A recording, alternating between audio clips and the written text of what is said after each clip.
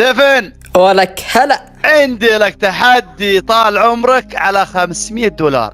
ولك ايزي التحدي. ايش؟ تدخل ضدي روم ابو 5 كلات، عرفته؟ ايوه. تخليني اجيبك 4-0 في البداية. حمستني. اذا قدرت تقلب النتيجة وتفوز مبروك عليك.